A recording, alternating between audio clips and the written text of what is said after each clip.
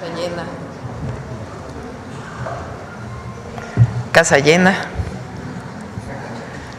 Bueno, está con nosotros Edna Vega, doctora Edna Vega, secretaria de Desarrollo Agrario, Territorial y Urbano de SEDATU, el ingeniero Octavio Romero Oropesa, director general del Infonavit, Rodrigo Chávez Contreras, director general de la Comisión Nacional de Vivienda, María del Rocío Mejía Flores, directora general de Financiera para el Bienestar, el maestro José Alfonso Iracheta, director general del Instituto Nacional del Suelo Sustentable, y Yabneli Maldonado, vocal ejecutiva del FOBISTE.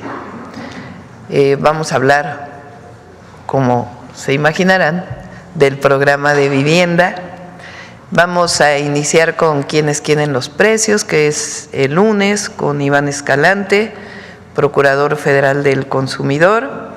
Y para el cierre de la conferencia, la cápsula del humanismo mexicano, que en esta ocasión nos acompaña Diana Aurora Correa, que es subdirectora de Diseño Digital y Medios Sociales de la Unidad de Memoria Histórica, historiadora ella. Entonces, es una conferencia bastante nutrida y sé que además tienen muchas preguntas. Bueno, vamos a empezar con Edna.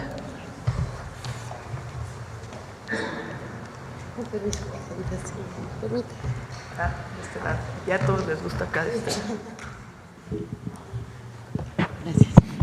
Con su permiso, Presidenta, muy buenos días a todas, a todos. Vamos, como frecuentemente lo hacemos, a presentar el avance del programa de vivienda para el bienestar. En la primera lámina, recordando siempre la meta para estos 6 años de 1 millón de viviendas nuevas, más 1 millón de escrituras, 450,000 mejoramientos o ampliaciones en los 6 años. Para 2025, esta es la meta: 125,000 viviendas nuevas, 100,000 mejoramientos y 120,000 escrituras. Esta es la meta. Entonces, siempre es nuestro punto de referencia para el informe. ¿Cómo vamos? De esta manera. Ya tenemos 318 predios como reserva territorial, propiedad del gobierno federal, estatal y en algunos casos municipales, que representan 2,769 hectáreas. Esto se ha hecho, bueno, desde prácticamente un poco antes de octubre a la fecha, y hay una muy buena recepción por parte de los gobiernos estatales y municipales. Para ello ya se establecieron 31 mesas de coordinación estatales, municipales, y ya 15 convenios de colaboración firmados. ¿En qué consisten estas mesas técnicas? Pues reuniones con los titulares, con las autoridades específicamente de desarrollo urbano o ordenamiento territorial, lo que corresponda, para la definición del destino en términos de superficie, área construible, área libre, y que permita agilizar estos trámites que se requieran para la densidad necesaria para la construcción de la vivienda. Entonces, en una estrecha colaboración en esas mesas técnicas se va avanzando también en cuanto a posibles aportaciones, más bien con donaciones de pagos de impuestos requeridos, y van muy bien. Es aquí donde se está resolviendo cada duda, cada requerimiento, y van muy bien. Estos convenios de colaboración tienen ese objetivo: establecer esas bases de acuerdo entre gobiernos estatales, municipales y las instituciones que intervienen. Ya también en estos convenios se está sumando FOBISTE para tener también estos apoyos. Ya se cuenta con 200 proyectos ejecutivos en proceso, y bueno, recordar que ya inició la obra de los Cabos, que es la primera obra que en noviembre dio sus primeros pasos y ya va avanzando. Adelante, por favor.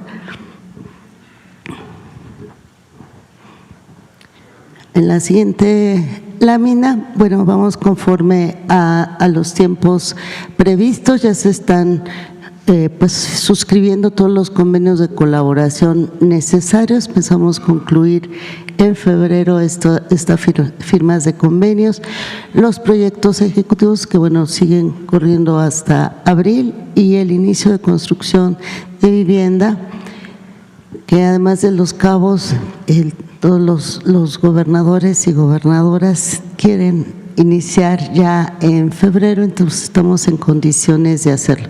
Más adelante los titulares van a informar respecto de estas fechas de inicio en los distintos estados y de nuevo recordar por favor a las personas que no se dejen sorprender por pseudogestores, no hay intermediarios para la incorporación en los programas de vivienda. Y están pues las páginas de las instituciones. Ya en próximos días se estarán publicando las reglas de operación de la Comisión Nacional de Vivienda y eso orientará mucho para que las personas se incorporen al programa. Muchas gracias. Gracias, Edna. ¿Con quién seguimos? ¿Rodrigo? Rodrigo. ¿Aquí o allá?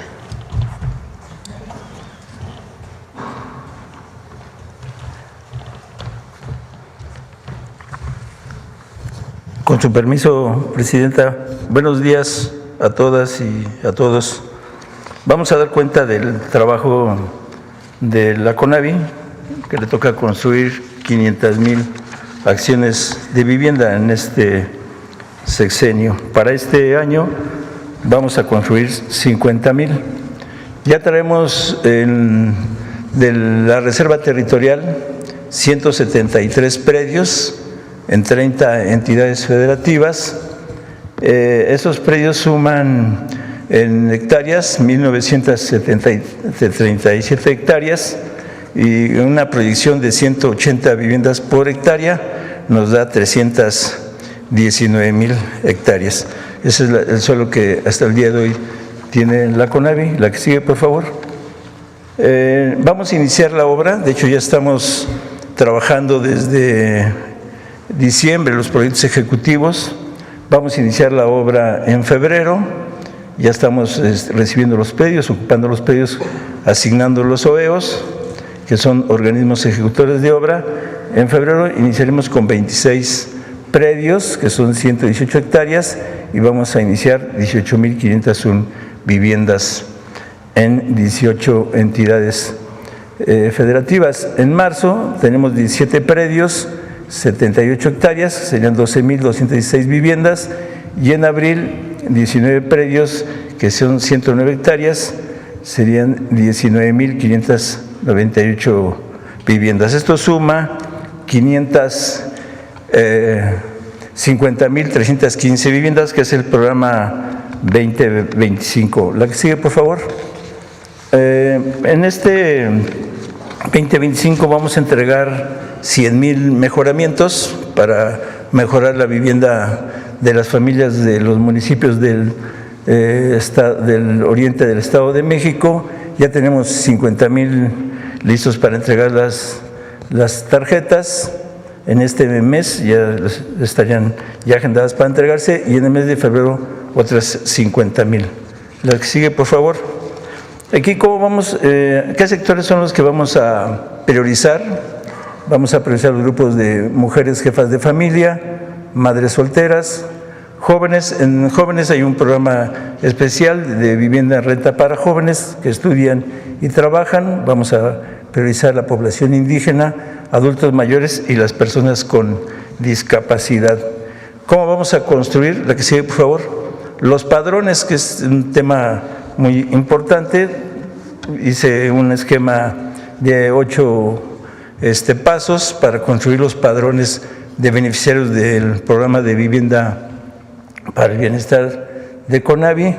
Uno es que el 100% de las familias que habitan las zonas de alto riesgo van a ser reubicadas a estos programas y se van a priorizar las zonas de muy alta marginación. Esos son los actores donde vamos a trabajar. Se definen a partir de la identificación del predio. Los predios ya los estamos trabajando y a partir de ahí se definen las zonas que se van a trabajar. Los predios están en las zonas urbanas y tienen todos los servicios. Para trabajar el tema de los diagnósticos de las personas que van a ser beneficiarias, tienen varias características. Aquí menciono 3 que creo yo son fundamentales. Una es que sean mayores de 18 años y que tengan dependientes económicos, es decir, personas que tienen familia, ya sea hijos o dependen de ellos sus padres o sus abuelos, es decir, personas que tienen dependientes económicos y que no están y que tienen un ingreso no mayor a 2 salarios mínimos, es decir, en la actualidad no ganen la familia más allá de 17,000 pesos mensuales y que no sean derechohabientes de Infonavit o Fobiste. Se va a hacer la convocatoria a través de módulos informativos y ahí se va a registrar los que plantean ingresar al proyecto de vivienda y se realizarán visitas domiciliarias. La selección del padrón va a ser en función de que cumplan con todas las reglas que marca las reglas de operación de la CONAVI, que tiene que ver con residencia, con que no tengan propiedad, etcétera. Se harán asambleas informativas con los seleccionados para informarles del calendario de obra, el costo de obra, etcétera, y se instalarán los comités de la Contraloría Ciudadana que le van a dar seguimiento al ejercicio del recurso público. Se construirán a través de cédulas de información socioeconómica y se integrarán el padrón individual, los expedientes individuales, y eso nos lleva ya a presentarlo al Comité de Financiamiento de la CONAVI para ser aprobado el recurso. Este es el esquema que construimos, es obvio que tiene muchos elementos adicionales para construir los padrones de beneficiarios de la CONAVI, pensando en esos sectores vulnerables y en las zonas de muy alta marginalidad. Eso es cuanto, Presidenta, con permiso. Acá de este lado. Gracias. Buenos días, muchas gracias. Con su permiso, Presidenta. Una vez que pasa todo lo que acaba de explicar Rodrigo Chávez, entramos nosotros, Financiera para el Bienestar, que como saben tenemos 3 tareas encomendadas. 1 es el envío y la recepción de las remesas, 2, promoción del ahorro y 3, otorgamiento y colocación de créditos. Aquí es donde entramos nosotros.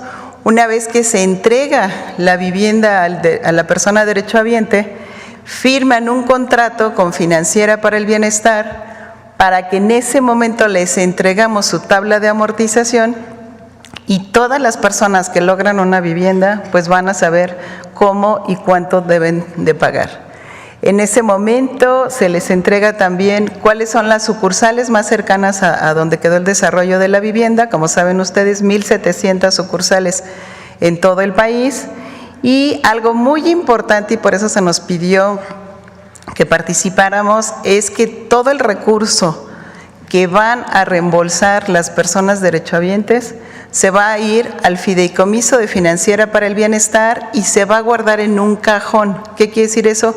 Que todo el recurso que se vaya recuperando va a regresar a más viviendas. Y esto es en cuanto a vivienda nueva. En la que sigue, por favor, es más o menos el mismo esquema, es para vivienda en renta. Nosotros recibiremos el listado que nos entregará la CONAVI, la Comisión Nacional de la Vivienda, y vamos a hacer lo mismo, vamos a firmar contratos con los y las jóvenes que reciban esta vivienda en renta y vamos a entregarles también su tabla de amortización. Los recursos también se van a ese fideicomiso y a ese cajón. Cabe recordar que las personas conocen muy bien dónde están nuestras sucursales, porque, por ejemplo, recibimos también para todas las personas que no son derechohabientes, que son del Infonavit o que son del ISSSTE, pagan prácticamente todos ellos en nuestras sucursales. Entonces ya tienen esa familiaridad de dónde ir a hacer sus pagos. Es cuanto, Presidenta. Gracias. ¿Quién sigue? Con su permiso, Presidenta, buenos días a todos y todas. A continuación les vamos a presentar los avances que estamos teniendo en materia de regularización de la tenencia de la tierra. Si recuerdan de algunas de las reuniones anteriores, la cifra andaba por ahí de los 290,000 lotes que tenemos ahorita trabajando en el oriente del Estado de México.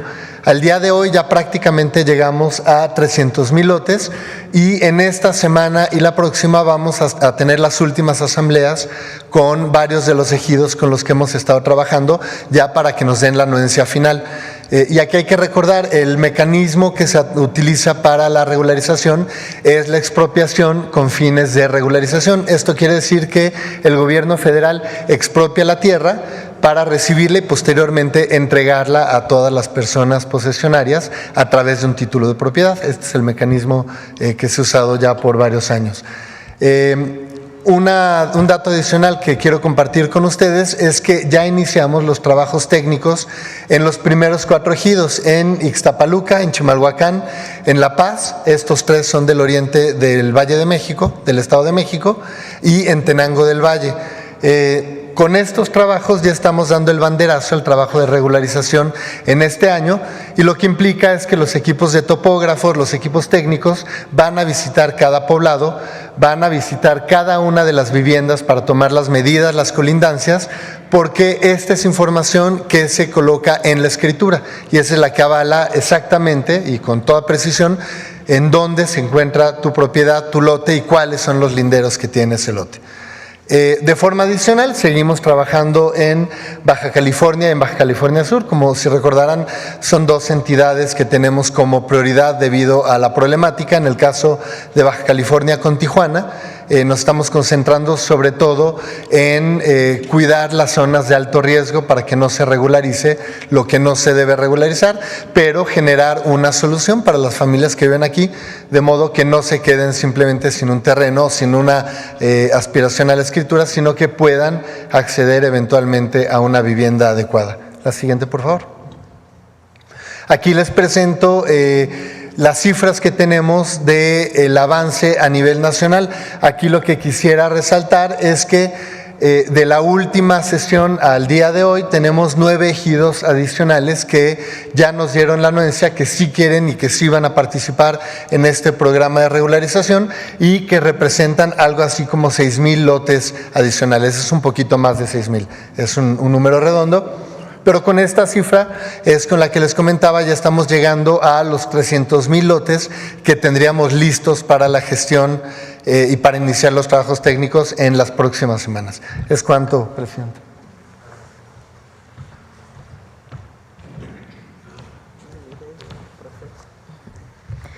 Buenos días a todos y todas. Con el permiso de la presidenta, me permito presentar los avances del FOBISTE. Como recordatorio y contexto, hace 2 semanas se presentaron los 25 puntos para la transformación del ISSSTE e incluían 6 puntos para la renovación del FOBISTE, que los menciono de manera rápida: priorizar el acceso a la vivienda para los trabajadores de menores ingresos, beneficiar a más de 400,000 acreditados de FOBISTE con eliminación de requisitos, así como con liquidaciones, congelamientos, quitas y condonaciones, condonar las deudas de los derechohabientes que han pagado más de 2 veces su vivienda, facilitar la autoconstrucción de vivienda para las y los trabajadores que viven en suelo de propiedad social, promover acuerdos amistosos para solucionar créditos de personas que dejaron de ser derechohabientes y proponer la reforma de la ley del ISSSTE para que FOBISTE pueda adquirir, rehabilitar, mejorar, construir viviendas para que sea vendida o arrendada a bajo costo. La siguiente, por favor. En relación a la cartera de crédito, quiero compartir que el FOBISTE a lo largo de su historia ha otorgado más de 2 millones de créditos, beneficiando así a las familias de las y los trabajadores al servicio del Estado. Actualmente tiene una cartera de 875,000 créditos, de los cuales más de 400,000 tiene alguna problemática. Para apoyar a las más de 400,000 personas acreditadas, el FOBISTE realizará las siguientes acciones: liquidará créditos a 56,792 personas acreditadas, condonará intereses, congelará saldos, aplicará quitas a 288,522 y crearemos otras soluciones que pueden incluir las anteriores a 55,000 personas acreditadas. El FOBISTE aplicará los apoyos a las personas acreditadas realizando las siguientes actividades con aplicación directa de estos beneficios: simplificación de trámites, prioridad a grupos vulnerables como son las personas pensionadas o jubiladas, la difusión continua de los programas de solución y la comunicación directa con las y los beneficiarios. El impacto financiero para el FOBISTE para la generación de apoyos para créditos deteriorados será de 19,000 millones de pesos. De igual forma, simplificaremos el crédito Construyes para la autoproducción de vivienda, que ha sido una petición de trabajadoras del estado de Oaxaca, Guerrero y Chiapas, con la incorporación de asistencia técnica, y aquí se sustituye la supervisión externa de asistencia por la asistencia técnica, se integra un padrón de asistentes técnicos, se flexibilizan los criterios haciendo una sola dispersión, antes se daban 4 dispersiones, la posibilidad de construir en terrenos de tenencia social y se dará la posibilidad de edificar en terrenos con construcciones previas siempre que cuenten con el visto bueno de la asistencia técnica. De igual forma vamos a disminuir los costos, se eliminan trámites, requisitos, los derechohabientes pueden elegir quienes construirán su vivienda y se elimina la obligación de la fianza y el seguro de calidad, y se diseñará una plataforma de fácil acceso para derechohabientes y asistentes técnicos. En relación a la reforma del ISSSTE en materia de vivienda, quiero compartir que hoy ya la Constitución Política de los Estados Unidos Mexicanos, en su artículo 123, en el apartado B, fracción 11, inciso F, prevé la obligación que tiene el Estado de dar a los trabajadores habitaciones baratas en arrendamiento o venta.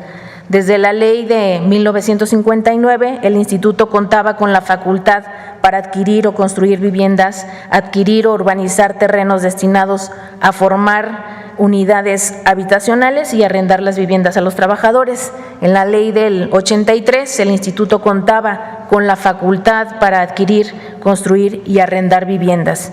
En la ley de 1985, el Instituto contaba con la facultad para enajenar y arrendar las viviendas a los trabajadores del Estado, y en el 2007 es cuando se elimina esta posibilidad de adquirir o construir viviendas y solo se deja la facultad para operar un sistema de financiamiento para que los trabajadores adquieran mediante un crédito hipotecario su vivienda. La reforma que se está proponiendo, que incluye 5 artículos, con esta el FOBISTE podrá adquirir, construir, mejorar, rehabilitar y arrendar viviendas. Es cuanto, Presidenta. Antes de pasar al Infonavit, porque tiene su parte importante, vamos a decir así, olvidé a Profeco.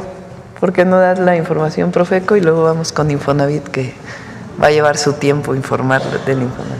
Sí, Presidenta, gracias.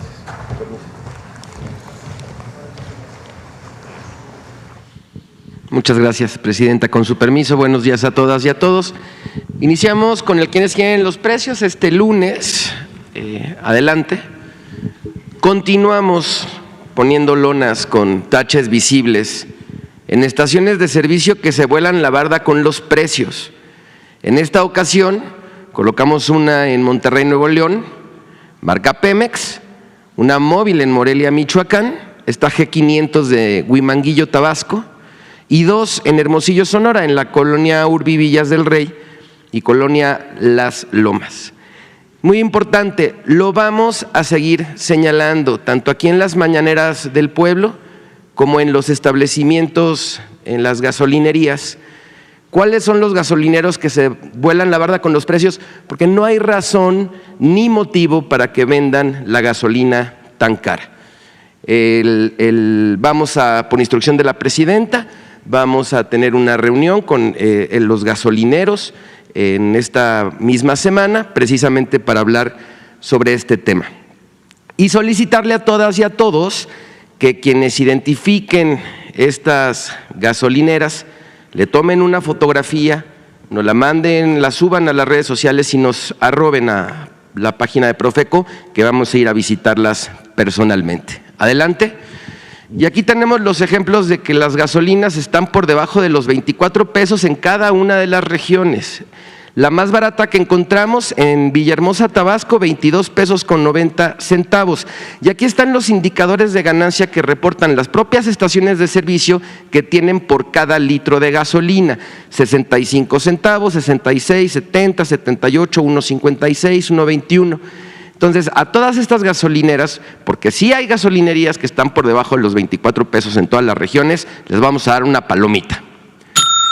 Contrario, las gasolinas más caras que encontramos, miren nada más los indicadores de ganancia que manejan. 4 pesos con 81 centavos por cada litro de gasolina, 3.61, 3 pesos con 8 centavos, y la más cara que encontramos fue Petro 7 en San Pedro Garza en 26 pesos con 49 centavos, y a todas estas gasolineras les vamos a dar un tache. Seguimos con el precio del diésel, el más barato, la estación BP en Atizapán de Zaragoza, 24 pesos con 99 centavos litro, palomita. Y seguimos con el diésel más caro que encontramos en nuestro monitoreo, en esta La Gas en Cancún, Quintana Roo, 27 pesos con 83 centavos, tache. Seguimos monitoreando la canasta básica, la más barata durante la semana anterior, Chedraui Campeche, 725 pesos con 80 centavos, palomita. Y la más cara, Walmart Co. de la Ballena, en La Paz, Baja California Sur, 1,021 pesos con 90 centavos, tache. Hay casi 300 pesos de diferencia por la misma canasta básica entre un establecimiento y el otro. Adelante. 3 ciudades, Tijuana, Tampico, Tuxtla Gutiérrez, la más barata en Tijuana, Baja California, Soriana Super Libertad, 812 pesos con 90 centavos, palomita. Y la más cara, Walmart, Tijuana Hipódromo, 884 con 80, también palomita porque está por debajo de los 910 pesos. Tampico, Tamaulipas, Bodega Aurrera Tampico, 758 pesos con 40 centavos, palomita. Y Chedraui Andonegui, 933 pesos con 20 centavos, tache.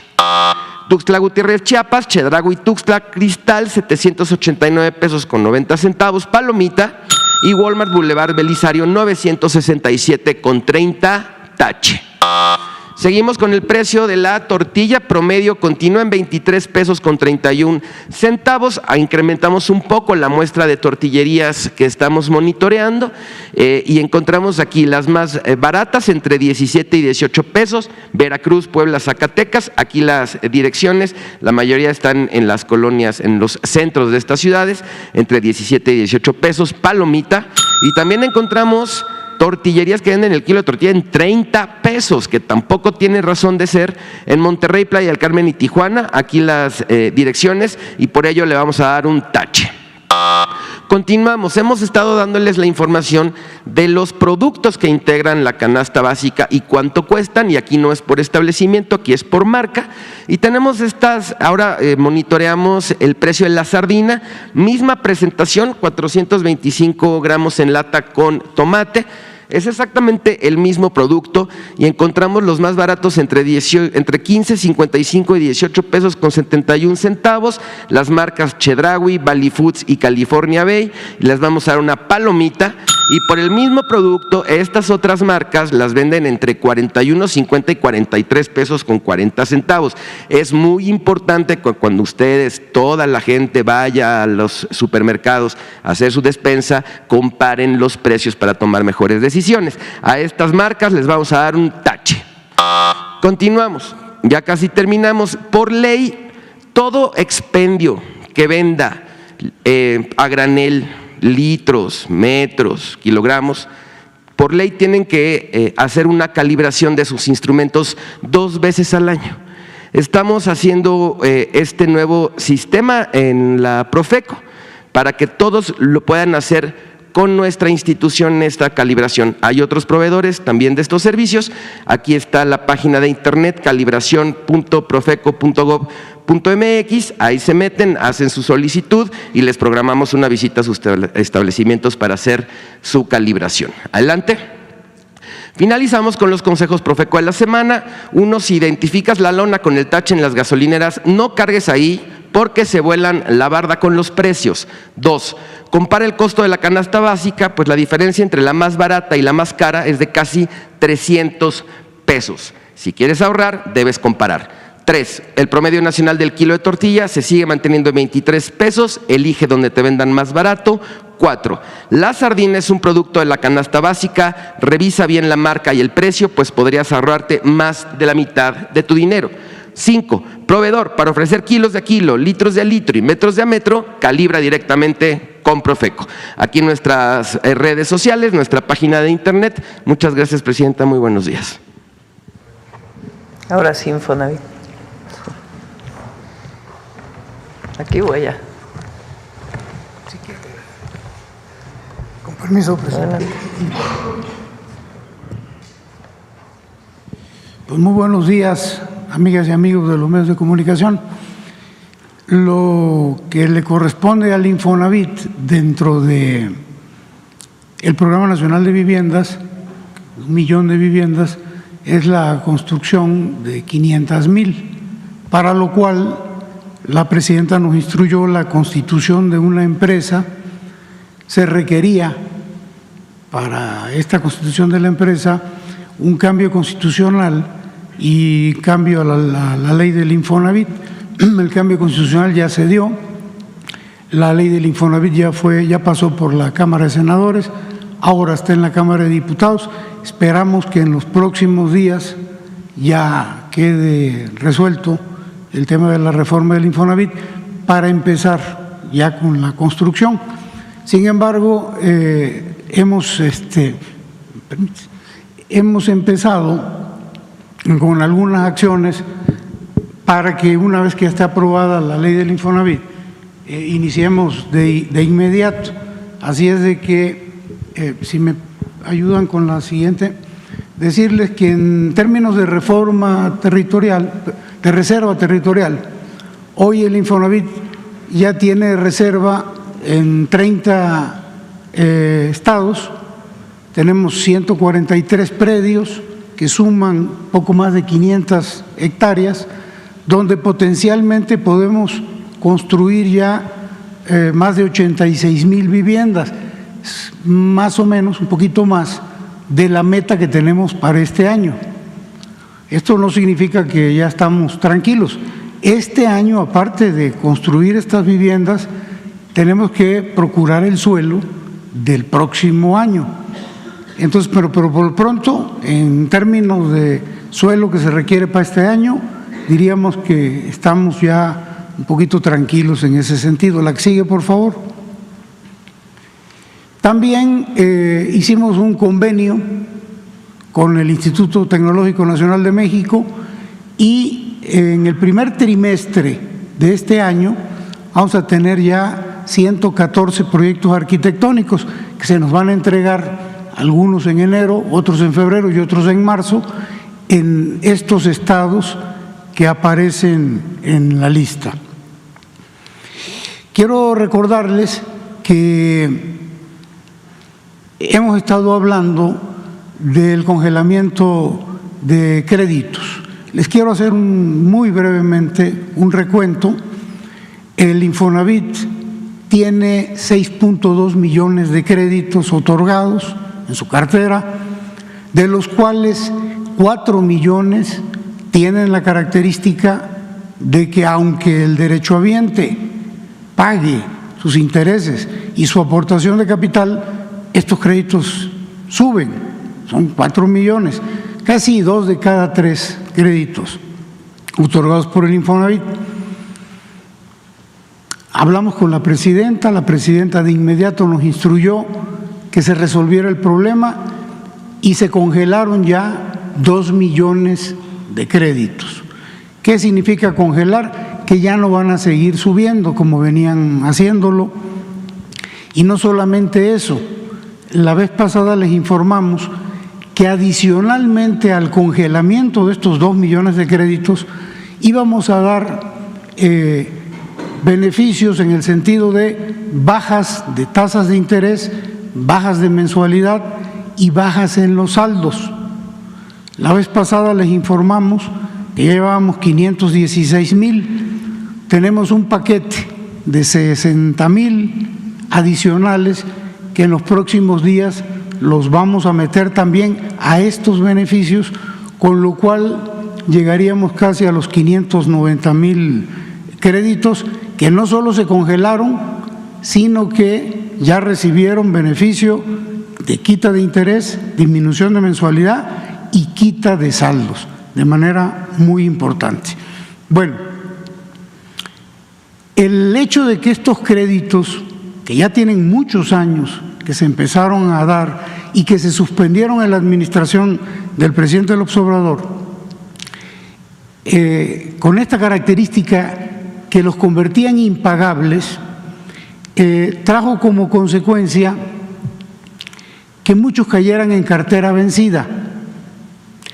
Y al caer en cartera vencida, dentro del Infonavit, quienes venían tomando las decisiones, la Asamblea General, el Consejo de Administración, la propia administración del Infonavit, en lugar de buscar la solución a esa cartera vencida, que evidentemente era derivada de un cobro excesivo o más allá de lo racional y de lo legal, lo que se les ocurrió fue hacer demandas por el hecho de que no podían pagar estos derechohabientes. La que sigue, por favor.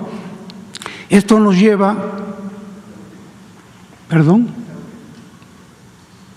caray. ¿Habrá otra presentación? A ver si el equipo de...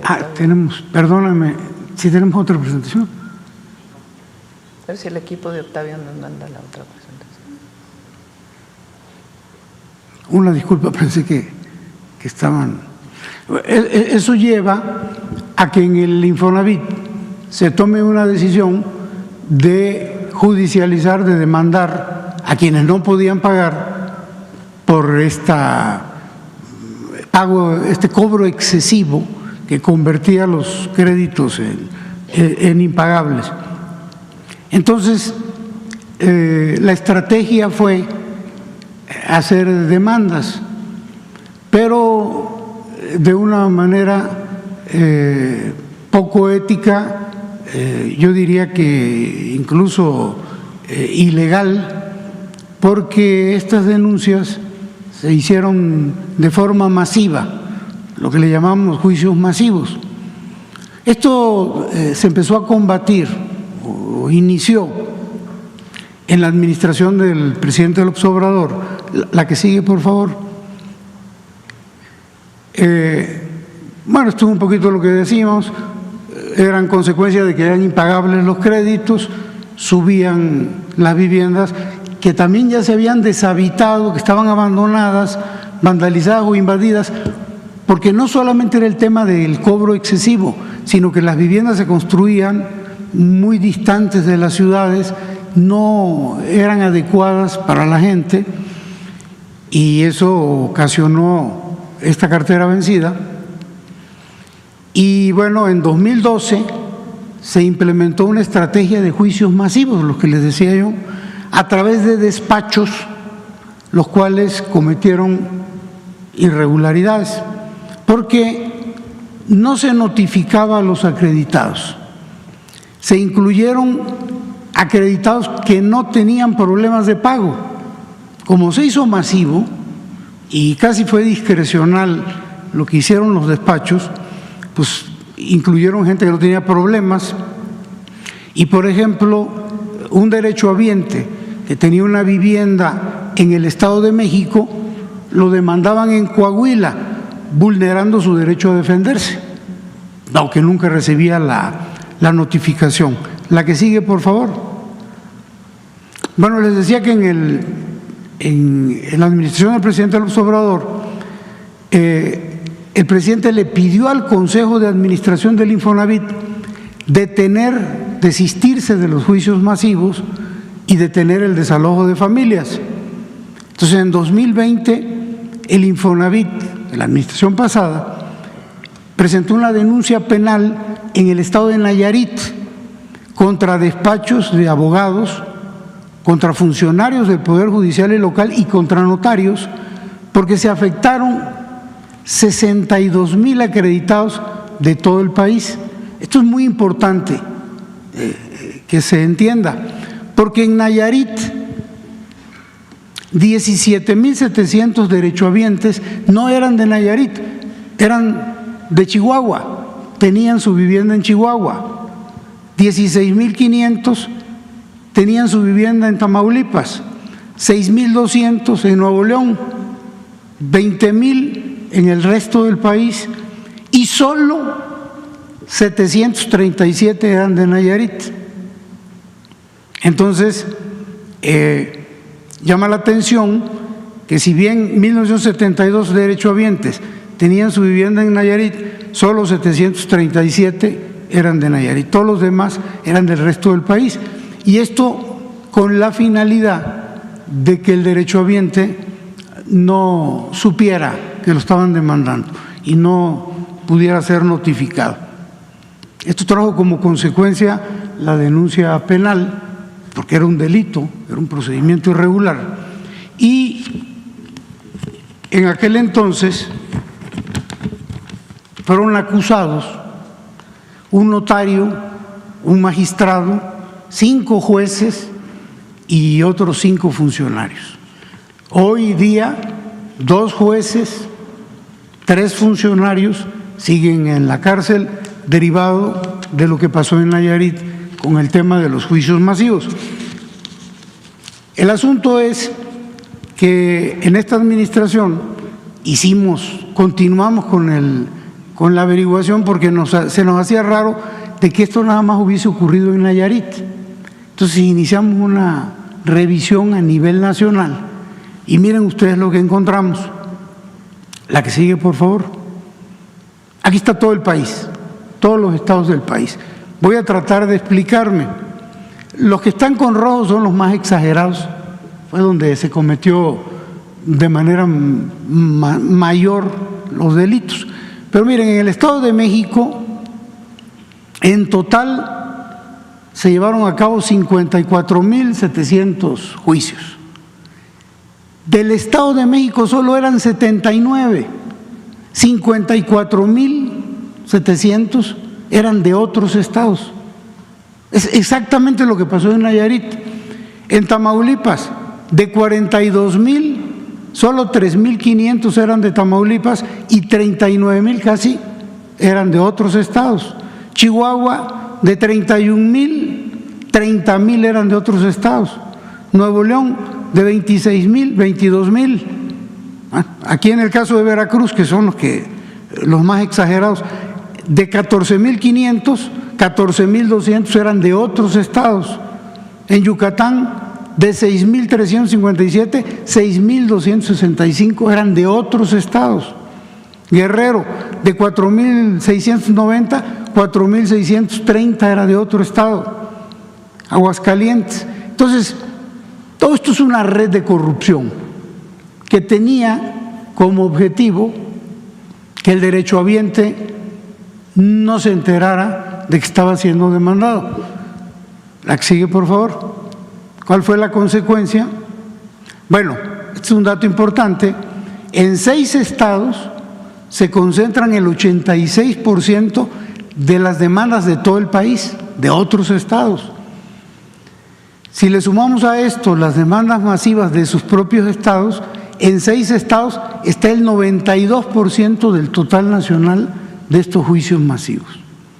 Entonces, ¿cuáles son los estados? Coahuila, Jalisco, Nayarit, Baja California, la Ciudad de México y Morelos. Entonces, miren, en Coahuila, de 167,000 juicios, 157 son de otro estado. En Jalisco, de 76,000, 59 y así sucesivamente. Queda muy claro el procedimiento. La que sigue, por favor. Entonces, de 373,000 derechohabientes que fueron afectados en estos juicios masivos, el 80%, 302,000 de 373, fueron demandados en otros estados. Solo 71,000 fueron demandados en su propia entidad. Y en todos los casos, las siguientes irregularidades. No fueron notificados personalmente en sus domicilios, como lo marca la ley. Se vulneró el debido proceso, ya que esta gente no tuvo conocimiento de que estaban siendo enjuiciados. Y al no tener conocimiento del juicio, pues el proceso se aceleró, pues no contestó el demandado. Hagan de cuenta que fue en rebeldía, el juicio se aceleró y rápido estos despachos ganaron el proceso, a partir de un procedimiento irregular y corrupto. La que sigue, por favor. Bueno, permítanme, si me regresan, porque esto es importante.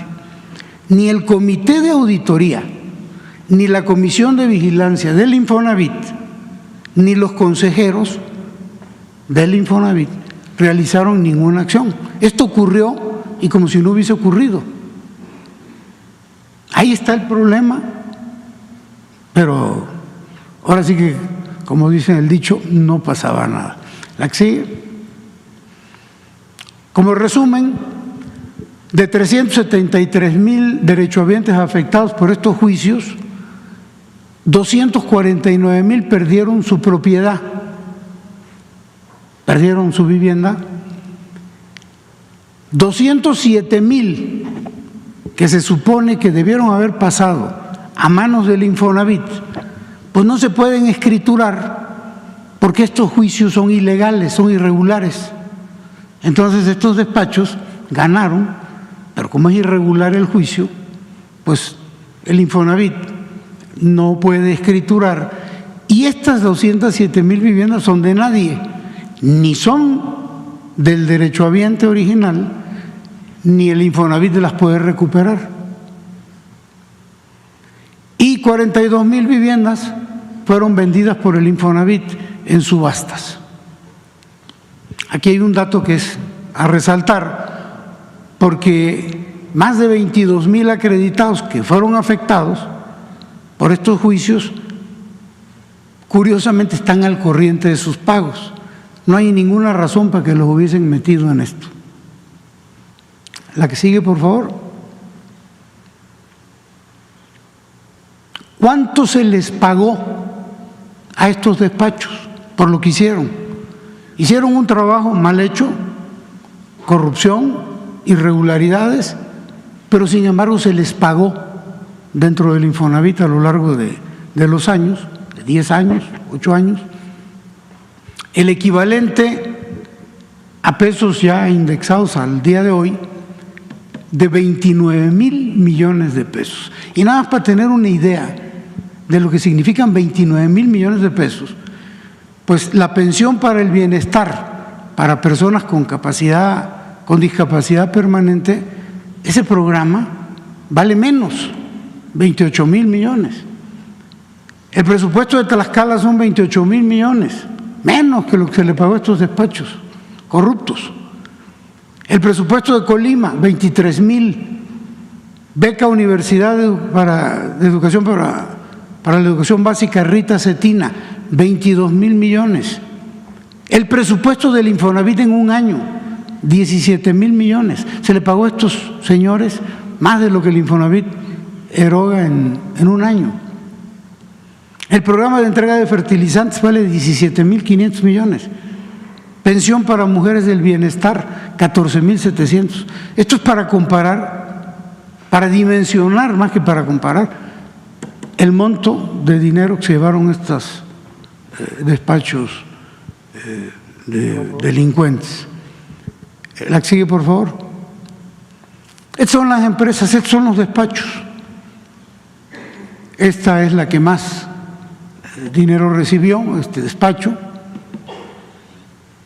Y esta de aquí, que recibió una cantidad muy importante y la tenemos marcada con rojo por lo siguiente. Bueno, pero permítanme decirles algo también. Estas cantidades son la cantidad que se les pagó. A más de 2,000 millones, más de 1,900, 786. Pero al día de hoy, la mayor parte de estos despachos siguen teniendo contratos vigentes. Bueno, ya los vamos a recortar, pero tenían contratos vigentes. La que sigue, por favor. Les hablaba de ese despacho que se llamaba Axer, que estaba con una flechita. Bueno, hubo gestiones del dirigente sindical del Infonavit, esta persona, para que se le pagaran 103 millones de pesos a este grupo que formó parte de los juicios masivos irregulares por pago de demandas a trabajadores que presentaban alguna demora. Es decir, un dirigente de trabajadores, un dirigente sindical, haciendo gestión para que le pagaran a un despacho que desalojaba de manera corrupta, irregular, a trabajadores. Aquí tenemos algunos correos que los hemos testado porque, por razones que tienen que ver con una posible demanda. Pero bueno, aquí está el nombre de la persona, dirigido a un funcionario del Infonavit y con copia para el hijo de ese funcionario, que no sabemos si forma parte del despacho de abogados, pero por alguna razón le marcó copia. Y bueno, ¿tendrás alguna información sobre el pago a este despacho? Grupo Axer, cobranza especial, o sea, insistiendo. Luego alguna otra, igual, otro correo, ¿tendrás alguna noticia? Abrazo, enviado desde mi iPhone, con copia también para el hijo. Y bueno, esto ya fue a mano. Está mejor porque ya se entiende más. Fulanito, te agradecería si pudieras ayudarme para que le puedan agilizar el pago a la compañía Grupo Axer, cobranza especializada, número de proveedor fulano, pago pendiente, 62 más 41, que son los 103, y muchas gracias, y la firma, ¿no?, que también está atestada. Pero para que vean ustedes viendo cómo hay la colusión. La que sigue, por favor. Ese grupo Axer que nos estamos refiriendo tiene una oficina en el puerto de Veracruz y hay una derechohabiente pues, que estaba demandada y que quería ver cómo resolvía su problema con este despacho, porque ya el expediente estaba con ellos. Llegó y tomó una foto, porque resulta que la oficina del grupo Axer en Veracruz pues, está en venta. Entonces la señora pues, le movió la manija de la puerta y la puerta estaba abierta y pudo entrar. Y si podemos poner este video, que es donde la señora entra y toma un video de lo que adentro. Vine al grupo Axer a revisar mi Infonavit para poder liquidar si se puede, pero encuentro que todo está abandonado, ya no sé a dónde dirigirme. Les estoy grabando para que Infonavit me pueda decir qué puedo hacer o a dónde me dirijo, porque ya no son localizables. Ya no hay nadie, está todo abandonado, todo tirado. Cajones y gavetas abiertas, no hay despacho.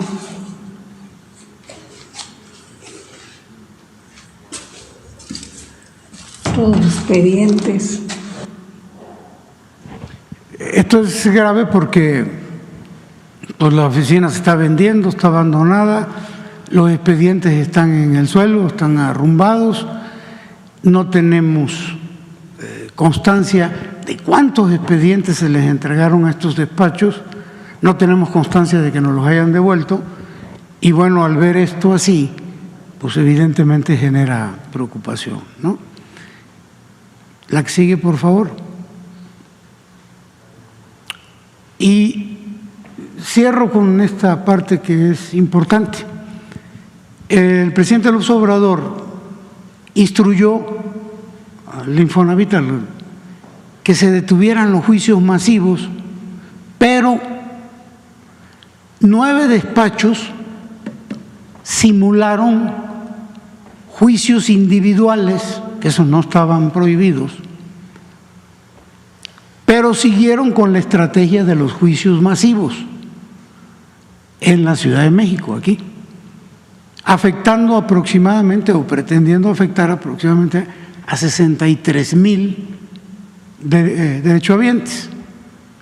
Pero fíjense qué interesante y qué preocupante y qué grave, porque todos estos 63,000 juicios fueron tramitados en el juzgado 60 civil de la Ciudad de México en un promedio de más de 4,000 por mes. Fíjense en este dato. Hay 75 juzgados civiles del Tribunal Superior de Justicia de la Ciudad de México y estos admitieron a trámite en 2022 12,600, los 75,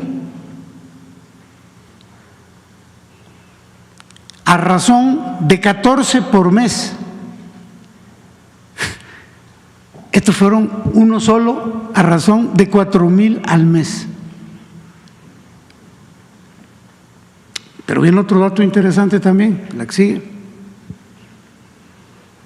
De los 63,000 acreditados demandados en el juzgado 60 de la Ciudad de México, solo el 4% son de la Ciudad de México. Por ejemplo, de Puebla hay 6,500, del Estado de México 6,300, de Tamaulipas casi 6,000, de Sonora 3,800 y de otros estados 37,000. Pero de la Ciudad de México solo el 4%, el 96% de otros estados. Y con una rapidez increíble, ¿no? Sobre todo tomando en cuenta los números que les presentaba de los otros 75. En esta administración, en noviembre del 2024, alcanzamos a detener este proceso, evitando afectarse a más de 63,000 familias, lo que no quita la intención y toda la documentación que tenemos con relación a lo que pretendían hacer estos despachos. La que sigue, por favor. Estos son los despachos que llevaron a juicios en el juzgado 60. Aquí están los nombres. Y resalta Besnor. ¿Y por qué resalta? Porque este despacho de abogados tiene un representante legal que actualmente es comisionado de vigilancia del Infonavit, propuesto por la Coparmex, que andan ahorita un poquito molestos, porque va a haber el cambio de ley del Infonavit, porque quieren cuidar el dinero. Bueno, pues le informo a los de la Coparmex que el representante legal de este despacho que estaba haciendo este acto de corrupción, lo propusieron ellos y es miembro fundador, aparte de que es comisionado de vigilancia del Infonavit, propuesto por la Coparmex, es miembro fundador de una constructora que se llama Automatic Development, que tiene proyectos autorizados por el Consejo de Administración del Infonavit para construir vivienda para el Infonavit. Pareciera conflicto de interés. La que sigue, por favor.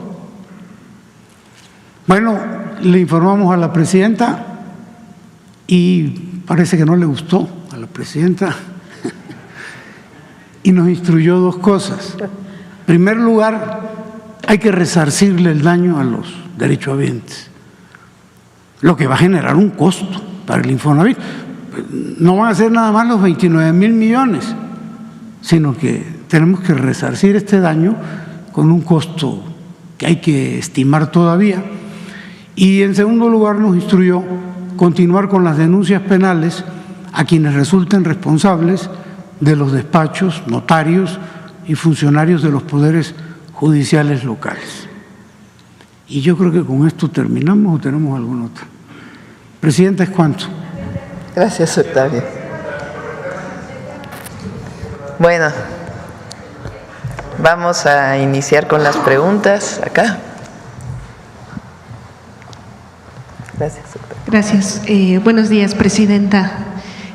Preguntar sobre este tema. Primeramente, la semana pasada usted mencionó que ya había denuncias penales ante la Fiscalía General de la República por el tema de corrupción dentro del Infonavit. ¿Cuáles son estas denuncias? ¿Contra qué empresas o despachos está dirigida?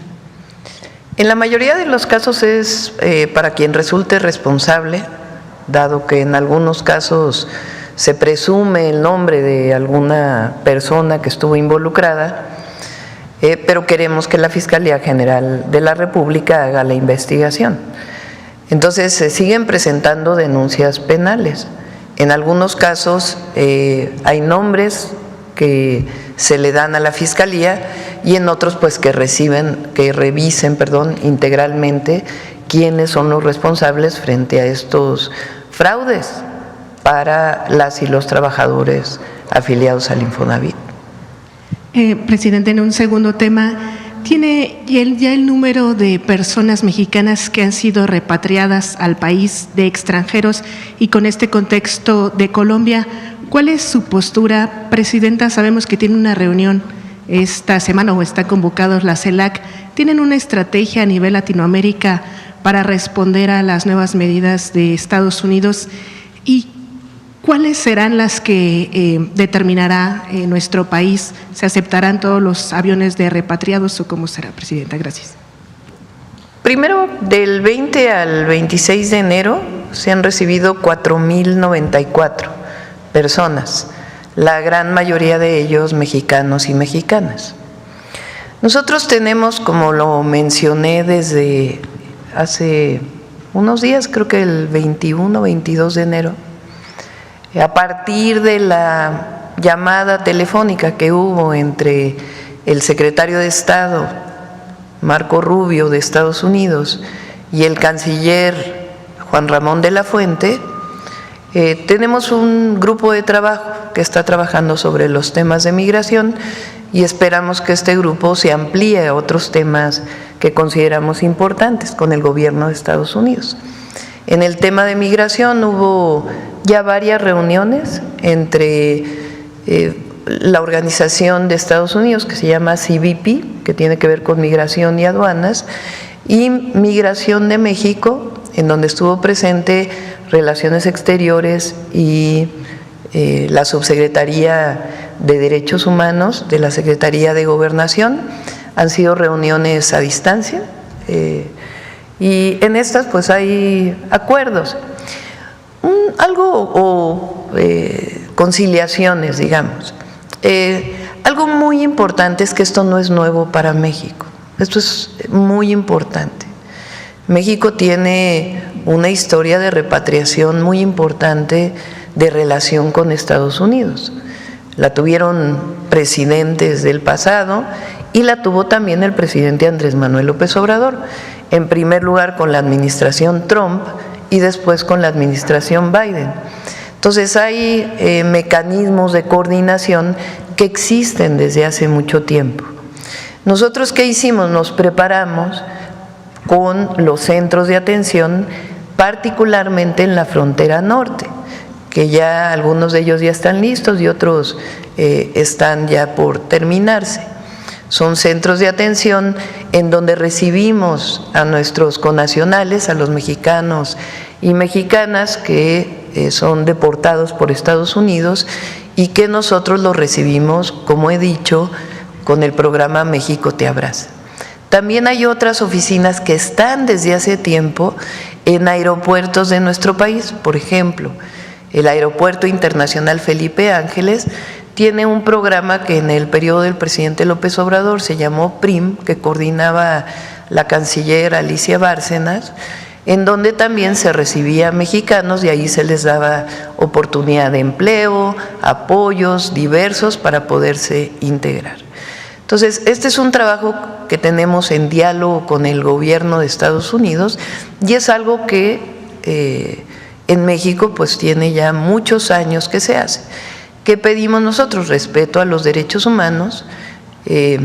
La Cancillería y Migración tienen un esquema por si hay alguna violación a los derechos humanos de las de los mexicanos que llegan a nuestro país, pues se hacen distintos esquemas, desde una queja a CBP o a otras organizaciones que se dedican a este tema en los Estados Unidos, o incluso denuncias que se presentan en los tribunales de Estados Unidos frente a una violación de derechos humanos.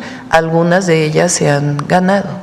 Entonces, es una relación permanente que se tiene, y en nuestro caso, pues tenemos esta relación que se estableció a partir de esta llamada que se hizo entre el secretario de Estado de Estados Unidos y el canciller Juan Ramón de la Fuente. Presidenta, y entonces, ¿no han aumentado o sí han aumentado las deportaciones de mexicanos al país en esta última semana? ¿Es verdad que hubo 4 envíos de aviones este fin de semana? Son 4 aviones, pero ha habido otras ocasiones en nuestro país que se han recibido 4 aviones civiles que llegaron al Aeropuerto Internacional Felipe Ángeles. ¿Y los casos se mantienen de deportaciones o se han aumentado? Hasta ahora no ha habido un incremento sustantivo, unos días que disminuyó con la entrada del presidente Trump, pero si lo tomamos por semana es un número que en otras ocasiones ha tenido nuestro país.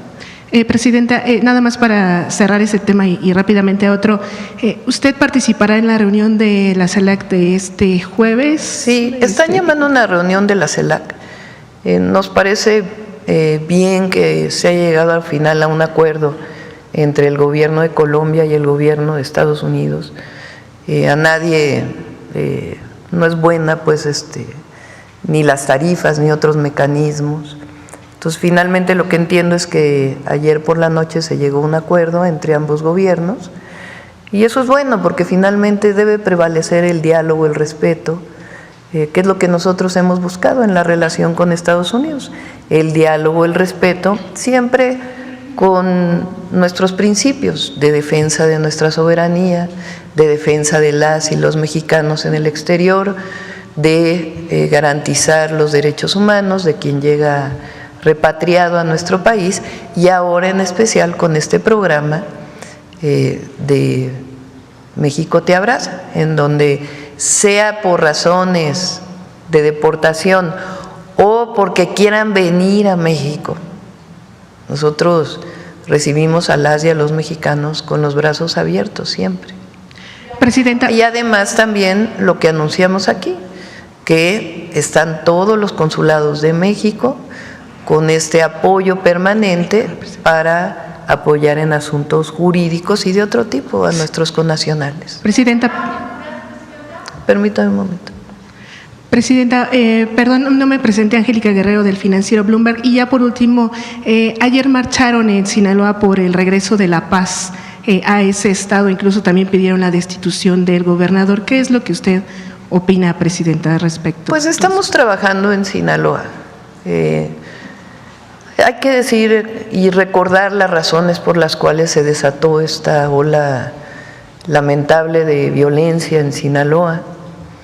Hay que recordarla, y en su momento, cuando haya la posibilidad de que se asiente bien el gobierno del presidente Trump y que tengamos una relación más fluida, pues vamos a seguir insistiendo en esta explicación de cómo fue que se dio esta detención en nuestro país, que es el origen de esta ola de violencia.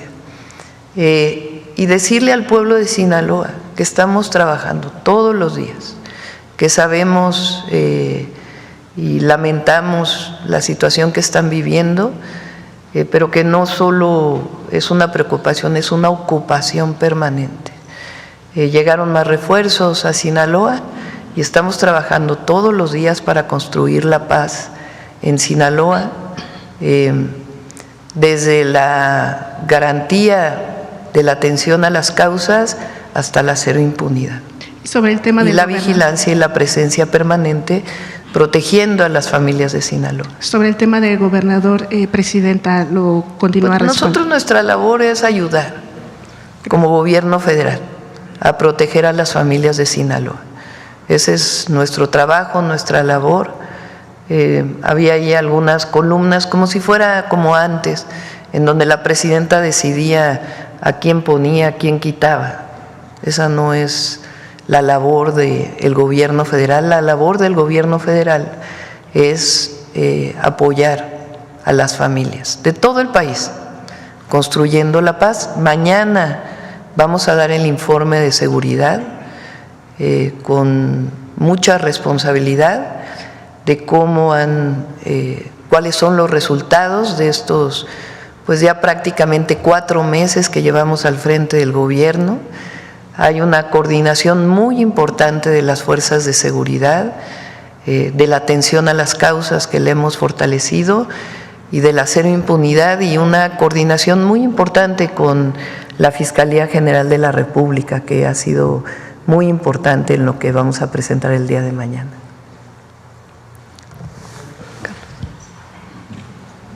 Doctora, buen día. Carlos Guzmán, de 4 Media Telecomunicaciones, Veracruz. Pues consultarle a propósito de temas nacionales, pues sea todo enfocado al tema de migración, pero también quiero consultarle este proyecto que está presentando la magistrada del Tribunal Electoral, Mónica Soto, respecto a pues, lo que está pasando en el desacato, porque finalmente es un desacato por parte de lo que es el Comité de Evaluación de Personas Juzgadoras del Poder Judicial, en el cual pues menciona que puede pedirle al Senado de la República que asuma esta atribución, y obviamente los que están en este comité del Poder Judicial como aspirantes o que se inscribieron no queden en el desamparo.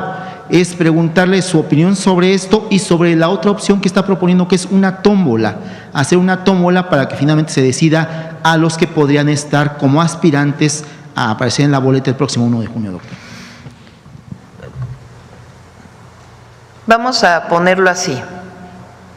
¿Qué pasaría si no sé exactamente cuál es el número de personas que quedaron en el comité del Poder Judicial? A ver si nos pueden informar.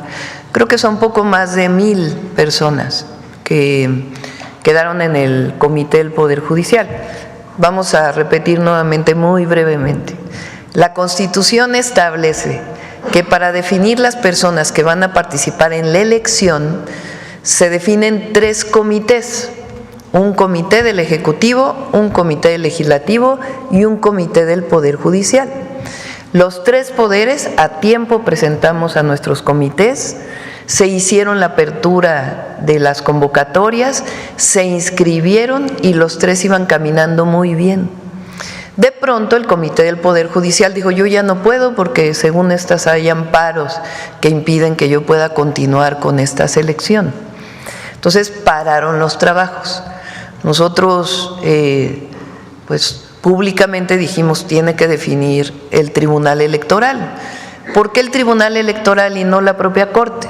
Porque es un proceso electoral, y en procesos electorales la última palabra la tiene la Sala Superior del Tribunal Electoral de la Federación.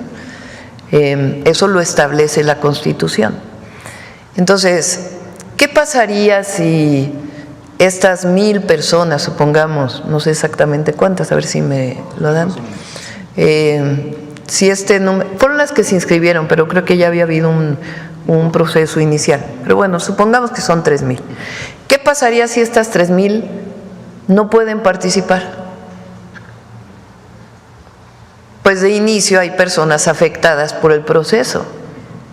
Entonces el proceso pues seguiría con personas que no se garantizaron sus derechos de participar en una elección. ¿Y eso a qué nos lleva? Pues que es una decisión de la Corte, como lo han venido haciendo, para que hubiera un esquema en donde se pudiera impugnar la elección de jueces, magistrados y ministros. Es un mecanismo para poner en duda la elección desde mi punto de vista. Entonces me parece muy bien que el Tribunal Electoral diga cómo salvaguardamos los derechos de estas personas que están participando, que decidieron participar e inscribirse en el Poder Judicial. La Constitución dice que es hasta el 31 de enero, establece la fecha, la Constitución, para poder tener los nombres de las personas que van a participar en la elección. Entonces me parece muy bien que el Tribunal Electoral diga: bueno, si la Corte no quiere, pues que se vaya al legislativo o al ejecutivo y al legislativo un mecanismo que permita que se salvaguarden los derechos de las personas que se inscribieron en el Poder Judicial y que después no tengan un pretexto para decir que la elección no fue correcta o que tuvo algún problema. Entonces la Corte nuevamente quiere impedir la elección, pero la elección se va a llevar a cabo. Y qué bueno que el Tribunal Electoral está dando salidas para que se salvaguarden los derechos de quienes se inscribieron en el Poder Judicial. Pero la elección va a seguir porque es una decisión del pueblo de México. Que en México se elija el Poder Judicial por voto popular. Y ya el Instituto Nacional Electoral va muy avanzado en el proceso organizativo. Ahora quiso poner la Corte esto que desde el principio no he estado de acuerdo, pero pues qué bueno que el tribunal esté dando una salida. Ah, sí, son 3,805. Sí, es por el corte que quedó, quedan como de 6,000 y fracciona la primera inscripción que se hizo, y se hizo un corte, justamente son 3,000 pues personas. son pocos días, pero pues que sea a partir de una decisión del Tribunal Electoral, está muy bien. Aprovechando que está por aquí el titular del Infonavit y temas de cuestión legislativa, el próximo 1 de febrero comienza lo que es el periodo ordinario, tanto en Senado como en Cámara. Sacó el tema de la ley del Infonavit, es preguntarle, consultarle, ¿usted pediría a lo que es el Congreso de la Unión en lo general de que se resuelva este tema del Infonavit antes de que finalice febrero, viendo lo que presentaba el titular del Infonavit? Y el otro, usted hacía un video ayer sobre el tema del maíz transgénico, de esta iniciativa que ya propuso, si no mal recuerdo, por ahí nos dijeron que fue a Cámara, no sí, a Senado, que nos precise si también buscaría que se aprobaran estas dos en el mes de febrero o serían hasta marzo, doctor. Hay muchas leyes que vamos a presentar. Reforma constitucional, la del maíz transgénico, es decir, es muy sencilla la redacción del cambio en el artículo 4 y el 27 y establece claramente que el maíz es un elemento de identidad nacional y que no deben sembrarse en nuestro país maíz transgénico y que debe procurarse la agroecología, es decir, procurar que poco a poco se vaya disminuyendo el uso de químicos en la siembra de maíz. Entonces, esto es la propuesta del 4 y del 27, que el Estado garantice que esto sea así. Esa es la propuesta del maíz transgénico o de la prohibición del maíz transgénico. Ayer decía, el maíz surge en Mesoamérica, no es una planta silvestre, es una planta producto de la domesticación de las culturas originarias y de los primeros pobladores en este territorio. Es una planta que hoy se siembra en muchos lugares del mundo y es un símbolo de la identidad nacional por muchas razones, no solamente porque es el elemento fundamental de la alimentación de las y los mexicanos, sino que además es producto cultural de esta domesticación que se hizo de plantas silvestres, como es el caso del teocintle. Entonces, es muy importante esta reforma, es un tema de identidad y de resguardar nuestra biodiversidad. Y por otro lado, vamos a presentar el de la no reelección y el contra el nepotismo. En casos de reformas constitucionales, hay ahí algunas otras que tienen que ver con el tema de simplificación de trámites, también de reforma constitucional, y luego vienen muchísimas leyes secundarias. El miércoles vamos a presentar aquí las leyes secundarias en materia energética, producto del cambio en el 27 constitucional. Son reformas muy trascendentes para el fortalecimiento de Pemex y de CFE y de establecer muy claramente en dónde puede haber participación privada y cómo, además de la simplificación de muchos temas y también de normatividades que permitan, en el caso de importación de combustibles, darle el seguimiento permanente, la trazabilidad desde la importación hasta el uso de combustibles en las gasolineras. Son varios decretos, desaparece la CRE, desaparece la CNH, como ya se estableció en la última reforma constitucional, que lo sustituye. Todo esto viene en las reformas energéticas. En cuanto a la ley del Infonavit, sí esperamos que sea aprobada en las primeras semanas de febrero. Parece que hicieron ahí una, en atención, como debe hacer el Congreso, de una consulta, tanto a trabajadores como empresarios.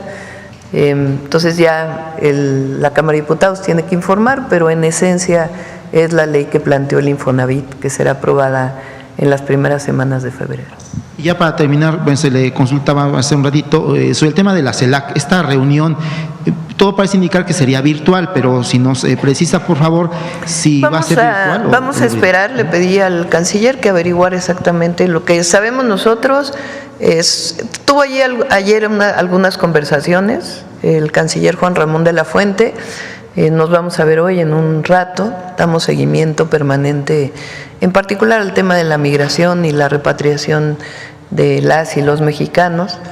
Ahí vamos a ver este tema de cómo está planteada la reunión de la CELAC y si participaría personalmente o a través del canciller o de algún otro compañero, para ver pues cuáles son las consideraciones de esta reunión.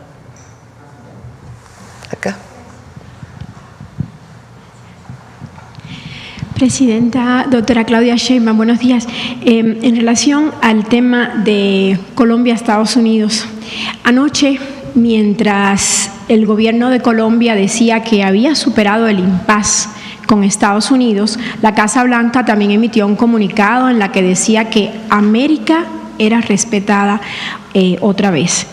A mí me gustaría preguntarle a usted, tomando en cuenta que ha tenido resultados en la relación con Estados Unidos, hasta Trump habló de lo bien que le va con México, ¿qué recomendación usted daría para la región, independientemente de las posturas de cada gobierno? ¿Qué usted recomendaría a América Latina? Porque a final de cuentas todos están padeciendo de esta situación de la repatriación.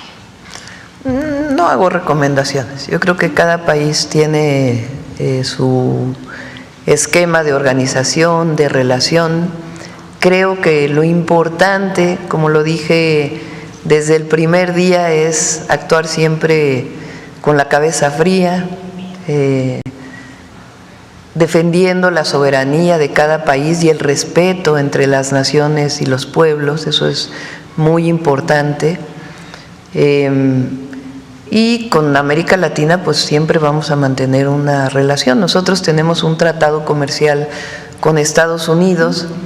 Recuerden que nosotros tenemos, hay quien habla de 39 millones de mexicanos y mexicanas de primera, segunda, tercera generación en Estados Unidos. Somos países vecinos, la relación con Estados Unidos es especial. Ayer dije, ni México ni Estados Unidos nos vamos a ir a ningún lado. Y estamos obligados a tener una buena relación, siempre en la defensa de nuestra soberanía y del respeto a las y a los mexicanos, y siempre buscando pues la coordinación, el respeto mutuo, el diálogo entre nuestras naciones. Y con América Latina pues siempre nuestra solidaridad, nuestro apoyo. Somos parte de esta región inigualable por sus recursos, por la cultura. Nos unen muchísimas cosas con América Latina.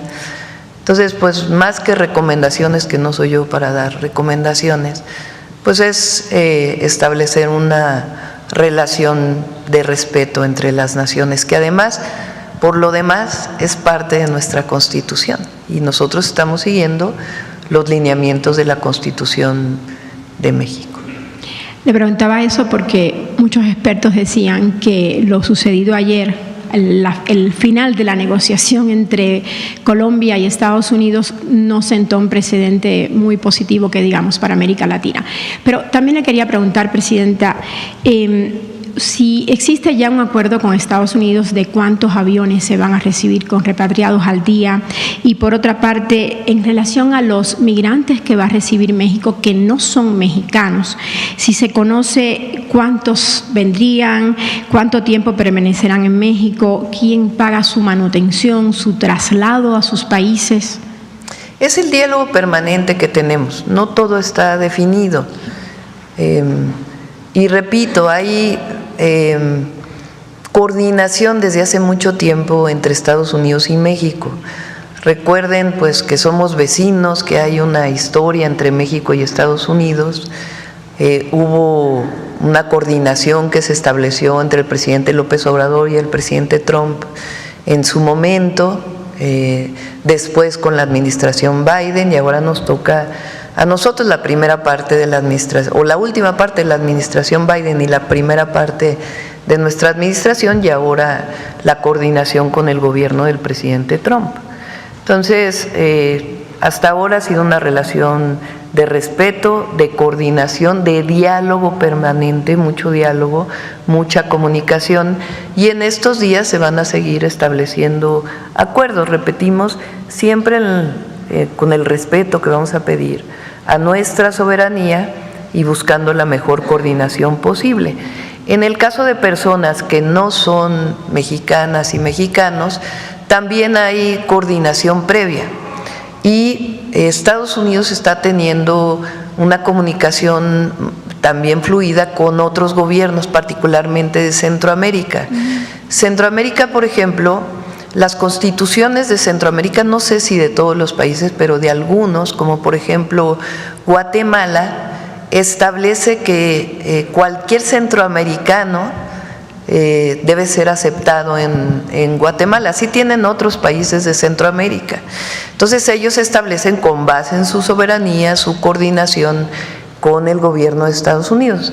Entonces tenemos un mes de la toma de posesión del presidente Trump a la fecha, y estamos en diálogo permanente, y también ellos están en diálogo con los países centroamericanos. Entonces, no es que tengamos ya una coordinación totalmente definida, pero estamos en diálogo, que eso pues es fundamental y muy importante. Perdón, Presidenta, olvidé decirle, y me están recordando, soy Aisa García del canal Telesur. Una última pregunta, es un tema que ocurre en Europa. Ayer hubo una multitudinaria manifestación, protesta en Alemania en contra del fascismo, dado que se están dando signos inequívocos de resurgimiento, sobre todo después de lo que hizo Elon Musk en Estados Unidos, un día después que Donald Trump tomó posesión. ¿En México hay preocupación de esto? ¿Ustedes se han planteado algo, cómo combatir y enfrentar si surge algo así en México? La organización del pueblo. Lo mejor, ayer yo estoy realmente conmovida de este fin de semana. El pueblo de México es un pueblo no generoso, generosísimo, solidario, fraterno. La recepción que tuve llegamos a Oaxaca, fuimos a inaugurar la carretera Mitla-Tehuantepec, de ahí fui a Guajuapan de León, que es pues uno de los centros, porque no solo hay un centro, sino uno de los centros de la Mixteca oaxaqueña. Ahí bajamos a Santiago Juztlahuaca, que fue uno de los lugares donde durante mucho tiempo estuvo el general Lázaro Cárdenas del Río. El general tenía una relación muy especial con el pueblo mixteco.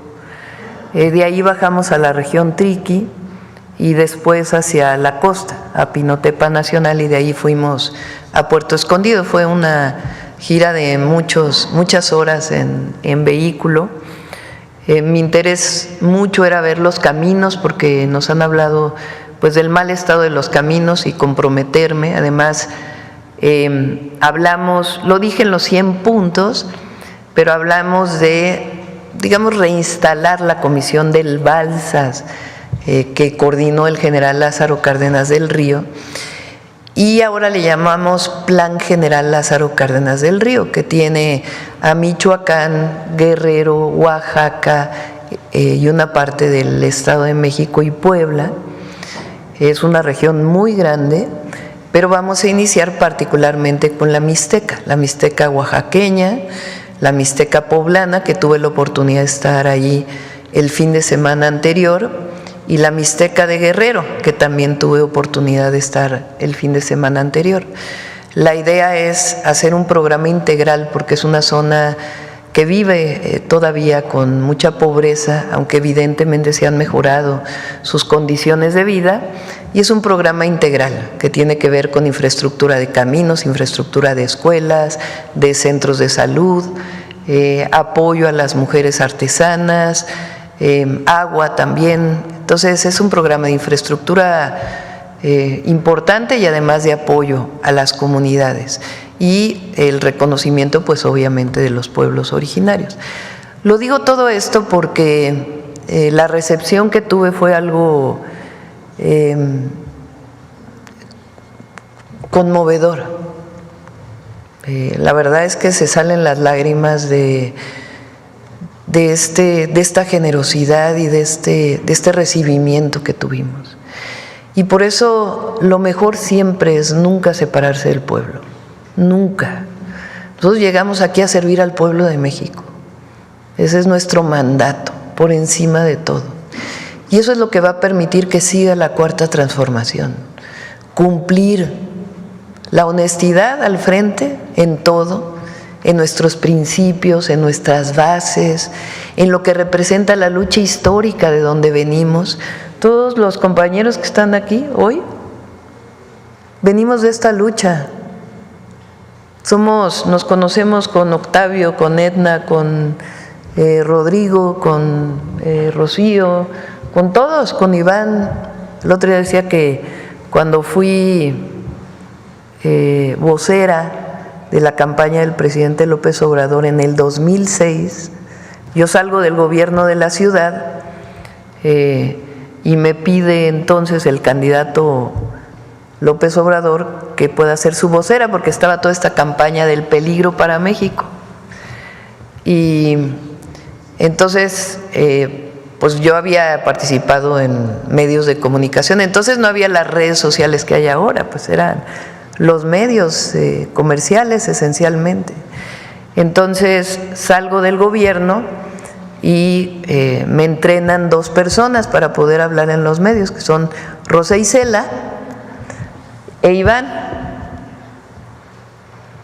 En aquella época, cuando denuncia el candidato López Obrador en el 2006 aquellos contratos que había hecho el cuñado de Calderón, Hildebrando, ¿no? Zavala, con el INE, con la Secretaría de Energía, con quien trabajo eso para poder ser vocera de eso fue con Octavio Romero. Si nosotros venimos de una lucha con Edna, cuando estábamos en el gobierno de la ciudad, que me tocó coordinar la construcción del 2º piso, ahí en Onualco, en Alfonso XIII, que es la parte que está abajo de una parte del 2º piso que da la vuelta. Había muchísimas viviendas muy precarias, y con quien me toca trabajar para hacer esas viviendas a través del Instituto de Vivienda es con Edna y con nuestro compañero que falleció ya y que queremos mucho, David Cervantes. Entonces, nosotros venimos de un movimiento social. Entonces, mientras no perdamos esos principios, las causas que dieron origen a nuestro movimiento, la defensa de nuestro pueblo, la cercanía con nuestro pueblo y el servicio al pueblo, y que el recurso público es para el bienestar del pueblo, y que la corrupción no puede tolerarse. Mientras sigamos con eso y en la cercanía del pueblo, la Cuarta Transformación va a seguir, porque no hay divorcio entre pueblo y gobierno, somos uno solo. Entonces eso es lo que tenemos que seguir haciendo. Todos los gobiernos estatales de nuestro movimiento, el gobierno federal, por supuesto gobernamos para todas y para todos, pero por el bien de todos, primero los pobres.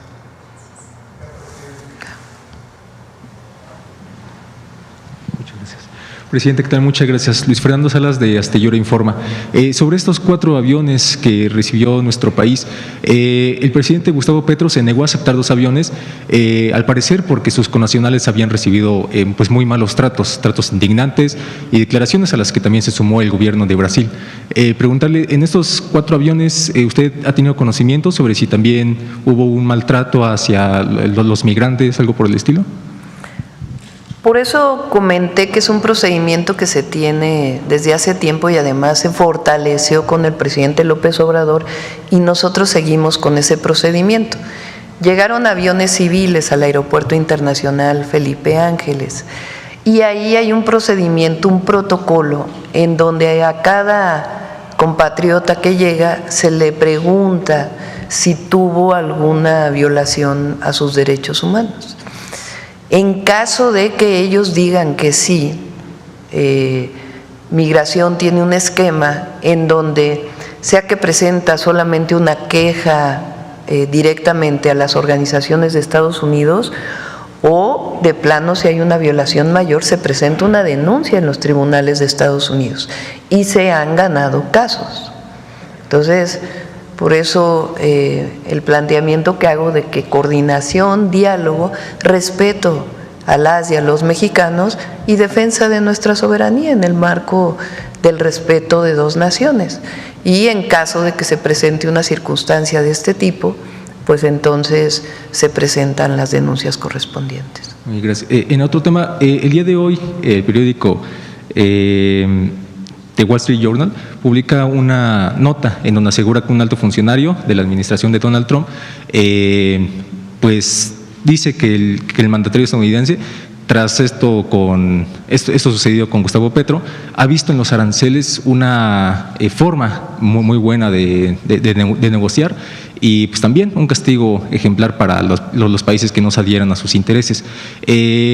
Más allá de estas conversaciones que ha tenido el canciller con Marco Rubio en materia migratoria, no sé si ha tenido una comunicación eficaz en materia comercial, arancelaria, algo que nos pueda compartir al respecto sobre su equipo y el equipo estadounidense, Presidenta. En todos los temas vamos a tener conversaciones, en todos, y por eso me he referido a que nosotros revisamos los decretos que se firmaron y a partir de ahí pues las consecuencias o la coordinación que podamos establecer. Entonces en todos los temas hay conversación. Evidentemente en el tema comercial pues tenemos un tratado hasta ahora y es muy importante por eso los decretos.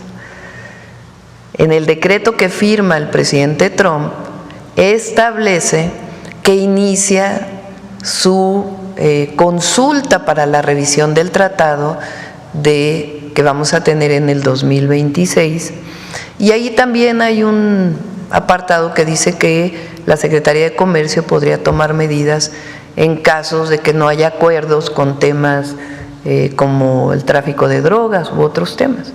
Y nosotros, ¿qué buscamos? Que en el marco de nuestra soberanía, del respeto y del respeto a nuestros connacionales, podamos llegar a acuerdo en todos los temas. Coordinación. Gracias, Presidenta. Y solo por último, sobre el Instituto Nacional de Migración, preguntarle por qué no se ha dado este relevo entre Garduño y Sergio Salomón Céspedes, porque pues ha habido muchas críticas acerca de que este funcionario siga al frente de este instituto. Es un periodo de transición, estarán de acuerdo que es un tema muy delicado hoy el de la migración y hay una experiencia en los equipos. Entonces, no queremos que la buena experiencia, obviamente cuando hay malas experiencias, pues tienen que sancionarse, pero no queremos que en este momento tan importante, en donde la migración es un tema fundamental con Estados Unidos, pues que haya una falta de coordinación con el nuevo equipo. Entonces, por eso decidimos que hubiera un periodo de transición largo donde pues se conozcan todos los procesos, y al mismo tiempo estamos trabajando en una mejora integral de migración. Migración ve desde los temas de repatriación, ve los temas de los mexicanos, los extranjeros que viven en México y todos sus procesos administrativos y legales, ve muchos temas migración. Entonces nosotros queremos incluso agilizar todos los trámites en los aeropuertos de México para cuando llegan extranjeros y nacionales, que son quienes atienden, es migración, pues queremos que se agilicen esos procesos. Entonces estamos haciendo una revisión en general del instituto, cómo podemos mejorar las distintas áreas. Ahora nos toca en este momento pues la relación con Estados Unidos, donde es uno de los temas centrales. Entonces por eso queremos pues que haya una transición en este proceso y no se pierda pues la información muy importante que tiene en este momento el Instituto de Migración. De igual manera, por ejemplo, yo agradezco mucho que Rosa Isela estuvo en la Secretaría de Seguridad, pero Arturo Medina es el subsecretario de Derechos Humanos y tiene muchos temas muy importantes en gobernación que él le ha dado seguimiento, entre otros por ejemplo, que también es importante. Entonces, por eso cuando hay transición entre dos personas, dos equipos, pues es importante que no se pierda. Y es lo mismo, la gran virtud entre nuestro gobierno, que representa un movimiento y un proyecto político, es que nosotros reivindicamos la continuidad. Claro que hay cosas que pueden ser distintas, pues las personas somos distintas, hay temas, por ejemplo, que a mí me parecen fundamentales o que yo considero importantes, el tema de las mujeres, el tema ambiental, de las fuentes renovables de energía, otros temas a los que en mi administración pues se les va a dar importancia, que a lo mejor en el periodo del presidente López Obrador tenían una visión distinta, aunque se hizo la planta más grande de Latinoamérica de energía solar, que está en Puerto Peñasco. Pues digamos, las personas tenemos un carácter distinto. Yo nací en la Ciudad de México, el presidente López Obrador nació en Tepetitán. Yo estudié física, él estudió ciencia política, pero en esencia el proyecto, nosotros reivindicamos su continuidad, y yo cuando fui a pedir el voto popular, cuando era candidata, dije, va a haber continuidad en la Cuarta Transformación. Creo que no había habido en la historia de México un presidente que reivindicara la continuidad, menos una presidenta, ¿verdad? Porque nunca ha habido presidentas. Entonces la oposición nos critica de que que hay continuidad, que debería de haber ruptura, pues, ¿por qué? Si venimos luchando en el mismo movimiento desde hace años. Entonces, y en particular en las personas, pues buscamos que haya estos procesos de transición cuando hay cambios que nos garanticen que las cosas siguen funcionando bien. Muchas gracias, Presidenta.